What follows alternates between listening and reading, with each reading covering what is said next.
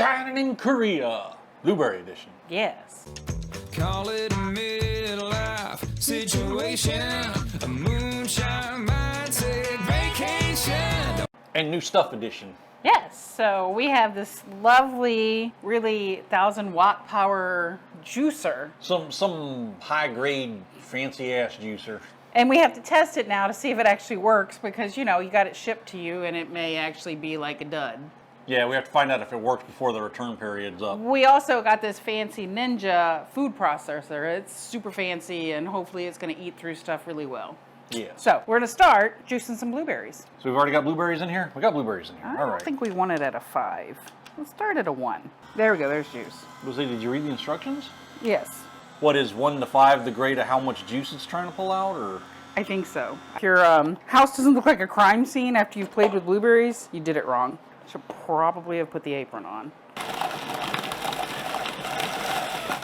Oh, it works. So, yeah, seems I mean, to be it's working. making a colossal mess with the pulp, but...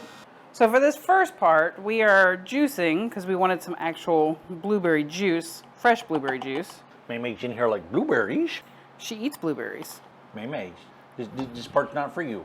So, this first part that we're working with, these were frozen blueberries, and we partially thawed and thawed some of them, so... Can we run the pulp back through and turn it up to 5?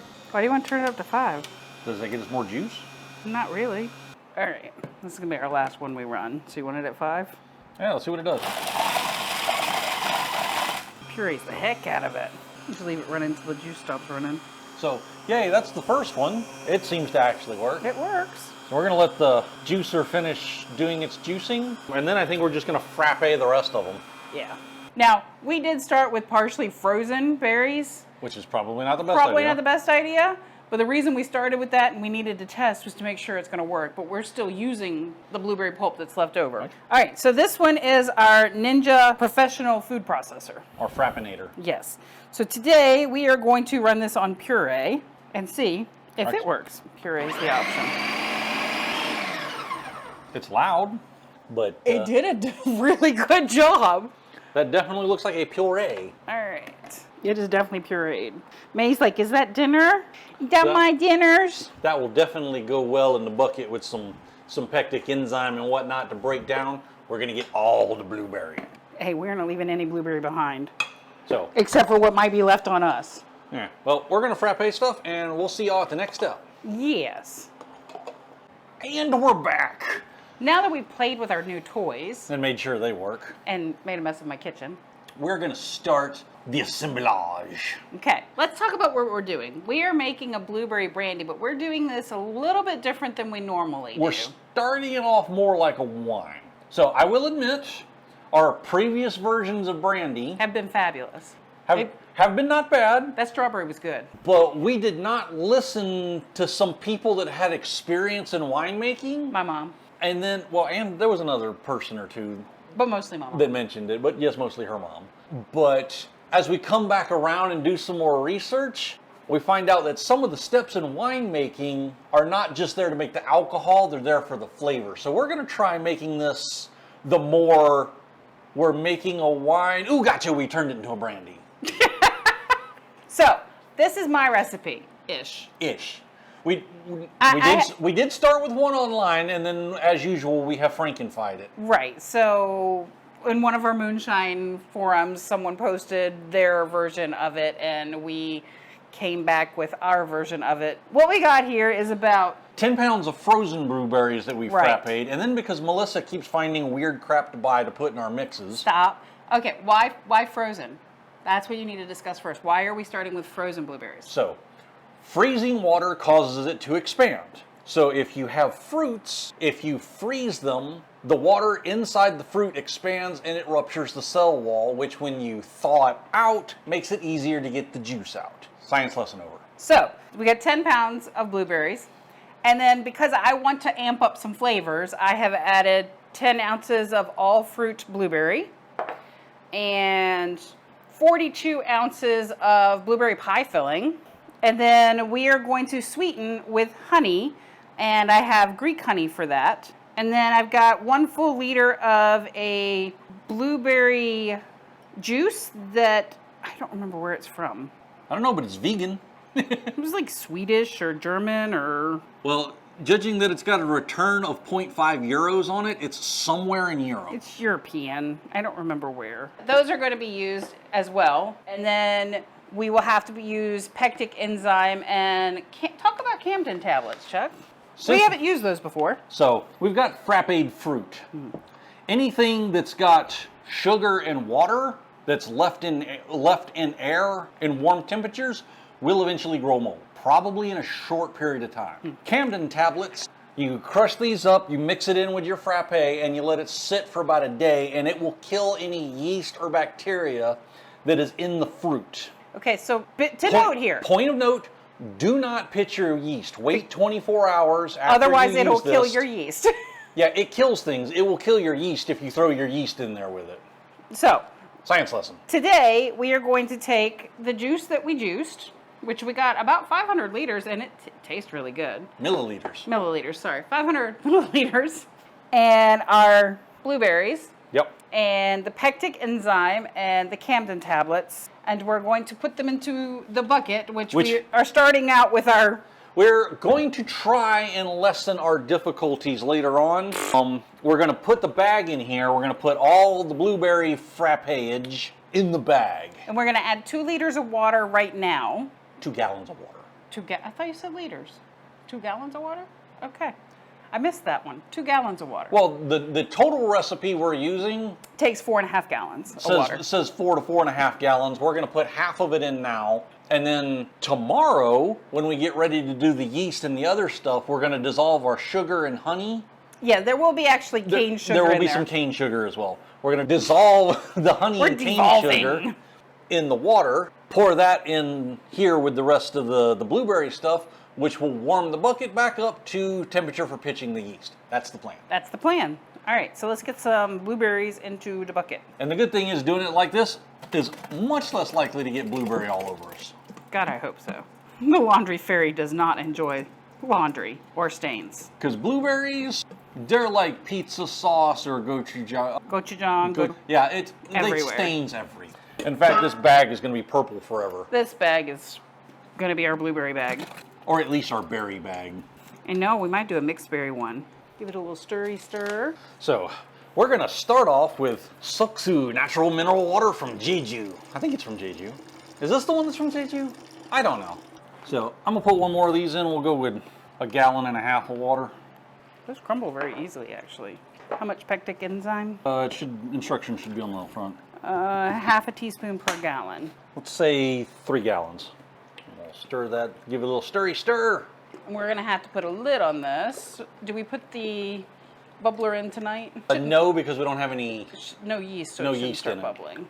Right, so we will put... We're going to tie the bag off because we're not adding any more blueberry or anything to it. No. So we're going to tie this bag off. All right, that should keep anything from coming out of that. Thank God we have that fruit press to press this bag afterwards so we don't lose any of our liquor. All right, so what's different about this? When we're running this as a wine, that means that our fermentation process is going to be longer. Right. So normally for us, when we're running our brandies, like if we were doing straight brandy like we normally do, literally this would be ready in a week and we'd run it. Yeah, it takes... A lot of times they tell you 10 to 14 days, but we find if you frappe all your stuff into little bits, the yeast, it breaks down faster.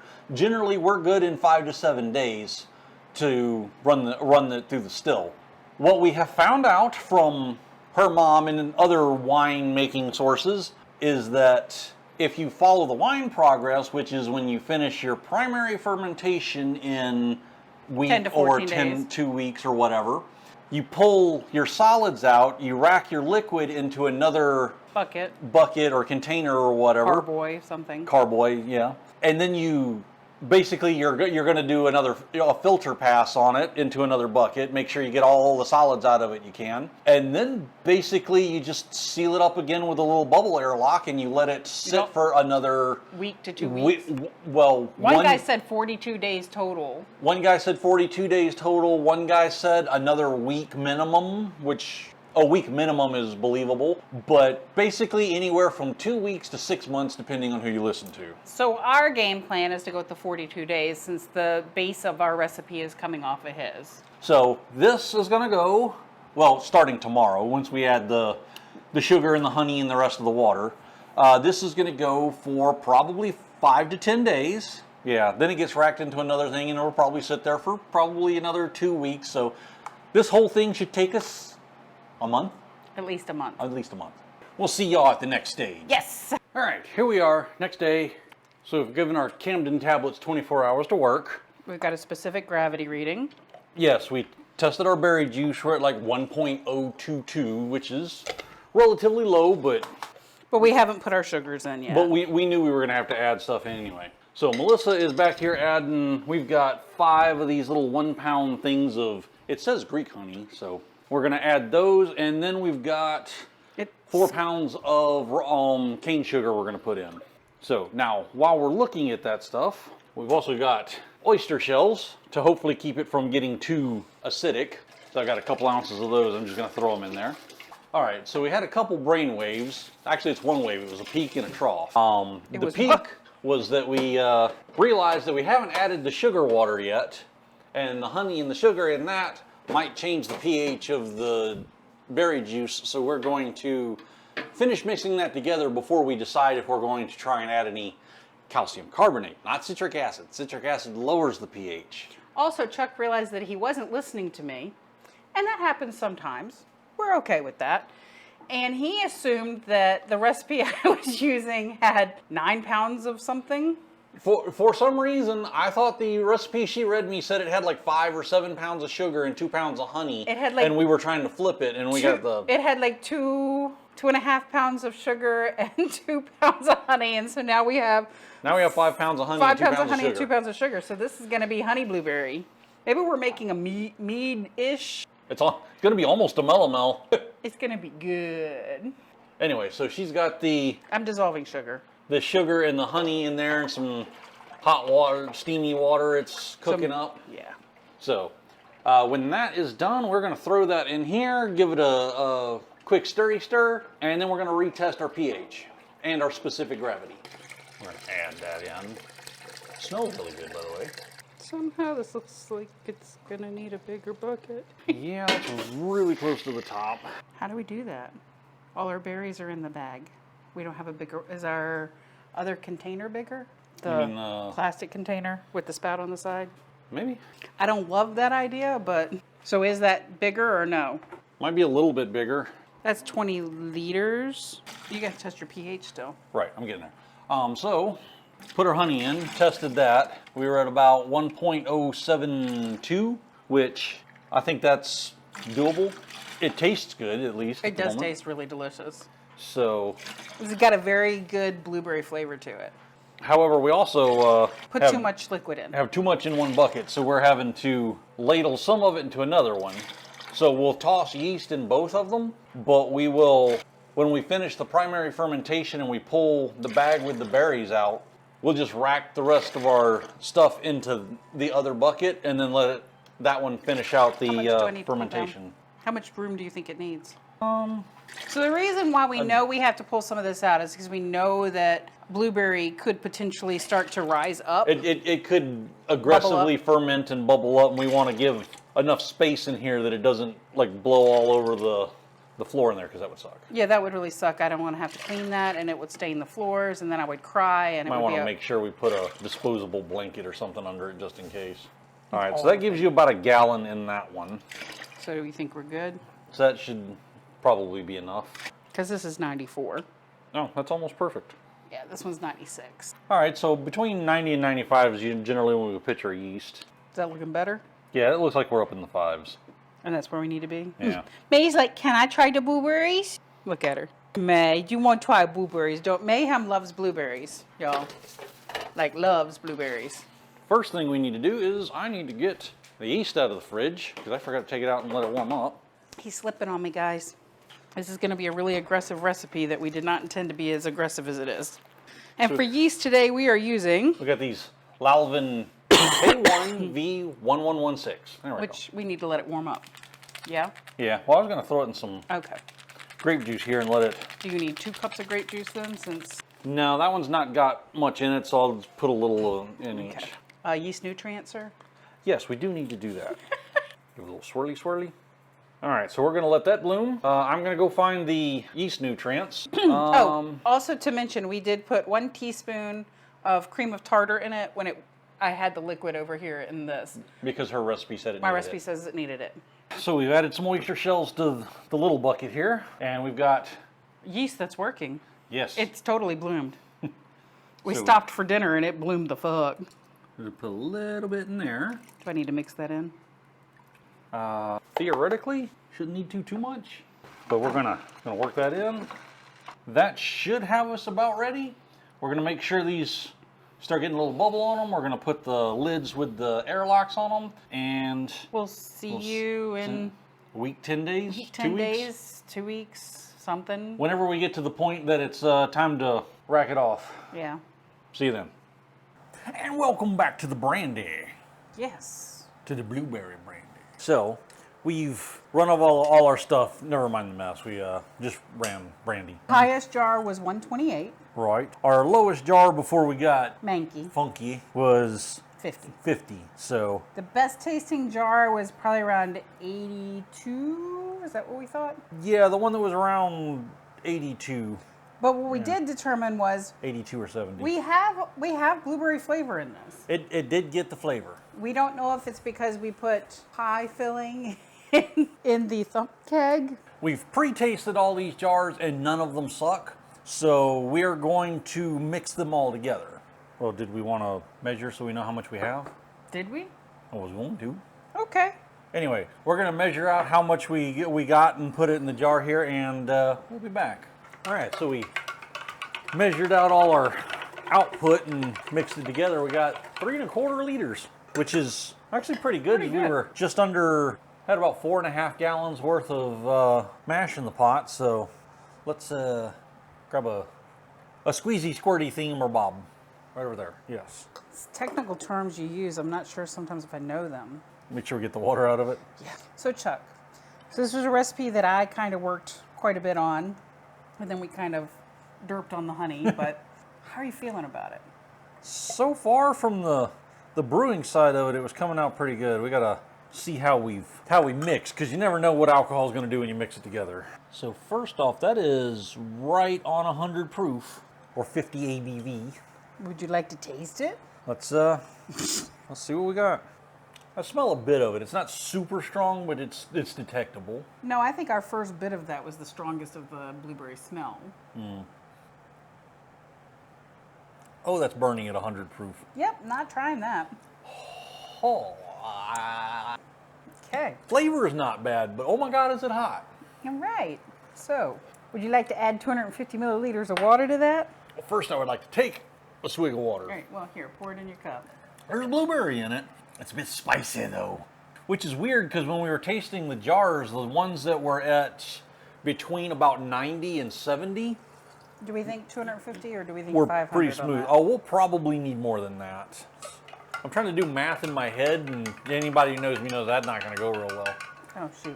All right, that brings us to 90 proof. Let's see how you feel about it at 90. It's not as hot. It's still kind of burning, and all the blueberry disappeared. Weird. Alcohol do weird things. Just above 80. I think we're about 82 proof. Which I think is where we're going to put it. I don't want to drag it too much further down. A little bit of warmth on the back end. I'm not sure about the blueberry flavor though. What do you think? Interesting that you said it was on the back end because that was on the whole thing for me. So the question is, do you want to bring it down a little further or do you want to go ahead and let the blueberry do what the blueberry needs to do? That's still too strong for me. All right, well, let's do one more shot of 250 here. That didn't bring it down much. Well, taste it and check. We're about 78, but we didn't want to bring it down too much more. Of course, then again, they do say most brandies are between 60 and 80, so we're still kind of on the high side of that. Well, it's definitely alcohol. Don't worry about the blueberry. The blueberry's going to come back. I got that part. It's enough heat that you know that it's there, but it's not overly harsh. So I think we're good there to go with the berries. So what we've got is, what do we say it was, about 1.5 pounds of berries, mix of frozen and fresh picked. And we're going to put those in here to back sweeten them. I'm going to let you take care of that. Then I'm also, all of the juice that I strained out of that, I'm actually adding that juice in, which is why I wasn't overly worried about my blueberry flavor, because it was coming back. Well, that also will help with that color, What color are you talking about? that blueberry color. I knew I was going to have blueberry color. We're gonna hang this little baggy bag, if I can get the lid on here. So our final proof was... I think about 78. I'm being outsmarted by a lid. I got it, there we go. What I like to do is put our starting proof up here. We won't be able to proof again, so we'll have to kind of guesstimate because now we've added sugar in with the fruit, which is fine. We knew we were doing that. Right. But at least we know we started out at 78.